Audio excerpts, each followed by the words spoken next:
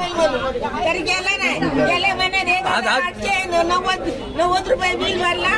ह्या महिन्यात तेवढाच काढला. एकटी बाई मी घरात आहे. आता काय करता आणि किती वेळा या बाईला बोलवलं भरायची सोच नाहीये तिला.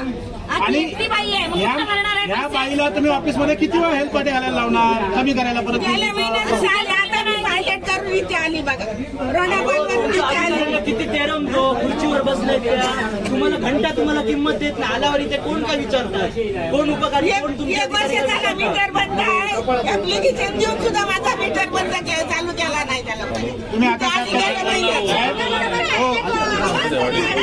मी ऍप्लिकेशन बांधायला दिलं तर त्या लोकांना अजूनपर्यंत बदली केला नाही तो मीटर. आणि गेल्या महिन्यात मला 1,800 रुपये आला. त्याच्या पहिला 700 रुपये आला. मी 22 दिवस मुंबईत होती तरी सुद्धा माझा 700 रुपये बिल काढला.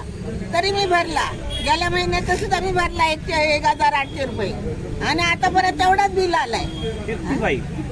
आणि मी एकटीच घरात असते. हिला आता 4-4 ऍव्हरेज बिल करतात. ऍव्हरेज बिल करतात. बिल किती यायचं आधी?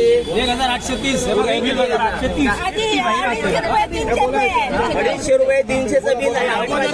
240 रुपये बघा. अगोदरचं बिल 240 आणि नवीन बिल आले 1,800 रुपये.